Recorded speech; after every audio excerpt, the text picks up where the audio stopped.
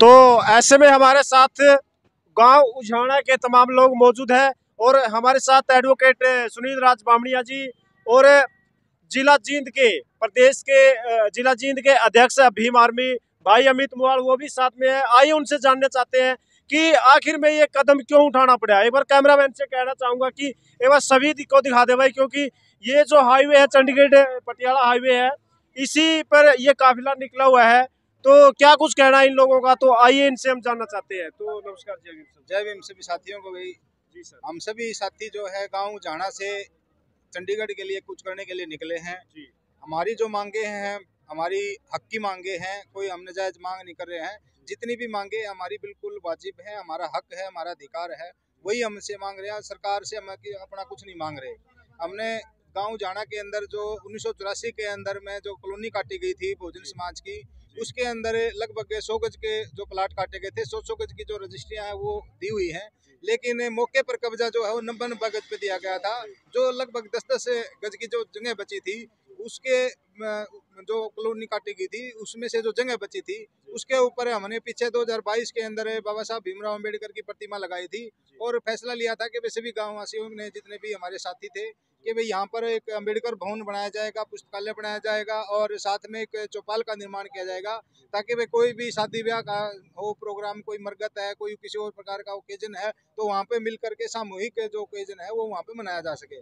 लेकिन गंदी मानसिकता के कुछ लोगों के द्वारा उस काम को रुकवा दिया गया और जो बाबा साहब की प्रतिमा थी उस 2022 में उसको उखाड़ फेंक दिया गया था, जिसके लिए बहुत बड़ा संघर्ष भी हुआ था और एक बहुत बड़ी प्रदेश स्तरीय कॉल दी गई थी। लेकिन गांव के ही कुछ लोगों के द्वारा, सरपंच के द्वारा और जो मुखिया थे कुछ साथी, उनके द्वारा आश्वासन दिया गया था समाज के लोगों को कि भाई आप लोग इसको स्थगित करो, आपकी जो भी मांगे हैं वो सारी की सारी पूरी की जाएंगी।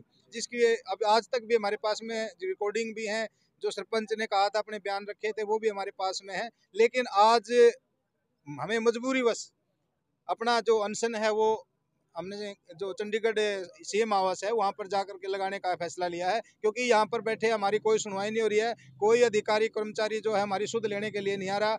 जितने भी हमारे नेता थे, हमने अपने कीमती वोट दे दे करके उनको सींच करके विधानसभा और जो लोकसभा के अंदर भेजा, लेकिन जो भी हमारे नेता थे सारे के सारे मतलब अपने मुंह में गोबर लेके बैठे हुए हैं, कोई बोलने के लिए तैयार नहीं है, सारे के सारे जो गुड़ खाने बने हुए हैं। जी, ये जो आपने जमीन का मामला बताया है, ये सरपंच के द्वारा बताया जा रहा है कि ये रेवेन्यू डिपार्टमेंट, ये रेवेन्यू डिपार्टमेंट की जमीन है। रेवेन्यू ने ही कॉलोनी काटी थी, इंदिरा आवास योजना के तहत में कॉलोनी काटी थी और उसी में से ये बचत की जमीन थी।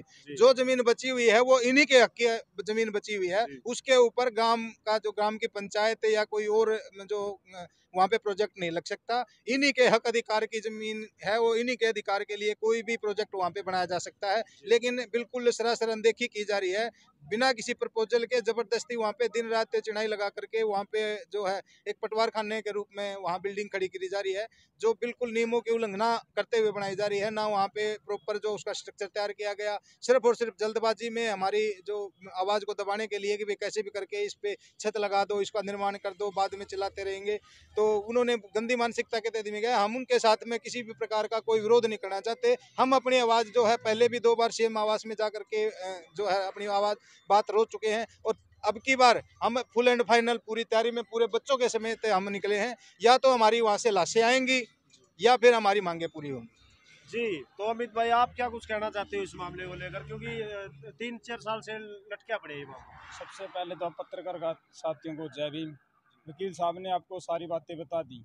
अब तो हमारी बस सीएम से ही बात होनी है। सीएम साहब ने ही हमको जमीन देनी है और सरकार से हम जमीन मांग रहे हैं। सरपंच का इसमें कोई मैटर नहीं है। वह सरपंच जो कर रहे हैं नहीं, वो गलत कर रहा है।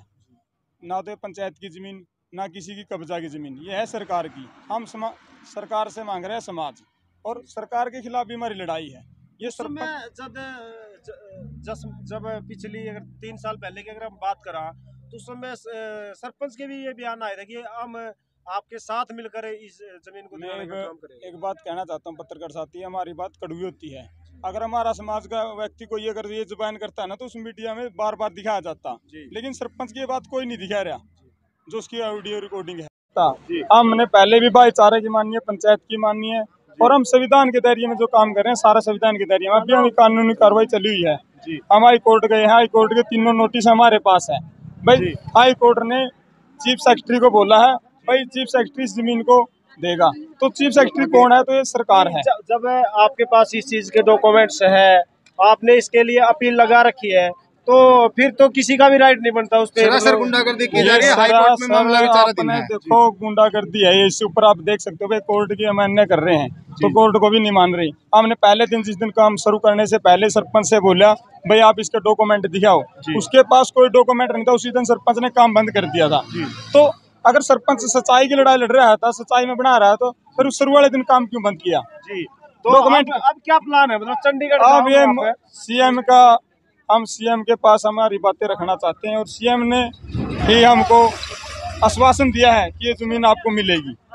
बस यही मामला। मैसेज देना चाहते हो सीएम साहब? हाँ, सीएम को भाई ये पूरा समाज मांग रहे हैं, नहीं भाई ये तो मांग रहे हैं, ये पूरा समाज इकट्ठा में, महिलाएं भी और साथी भी है, बच्चे भी हैं, सभी हम ये सीएम से मांग कर रहे हैं।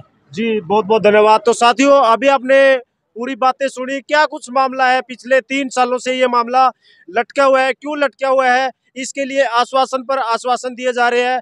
बहुत से मंत्रियों से ये लोग मिल चुके हैं, बहुत से लोगों से भी बातचीत हो चुकी है, लेकिन फिर भी कहीं भी कोई सुनवाई नहीं हो रही है। तो इस मामले के लिए आप देख सकते हैं, कैमरामैन से कहना चाहूंगा कि मेरे पूरा काफिला दिखा दे, क्योंकि उजाड़ा गांव के जो बहुजन समाज के लोग हैं, पूरे बच्चे बूढ़े महिलाएं या तमाम लोग इस काफिले के अंदर शामिल नजर आ रहे हैं आपको, और ये न्याय की लड़ाई है। तो आपको क्या लगता है, क्या इनको न्याय मिल पाएगा? आप अपनी प्रतिक्रिया कमेंट बॉक्स के माध्यम से जरूर दें। सभी को नमस्कार, जय भीम, जय भारत।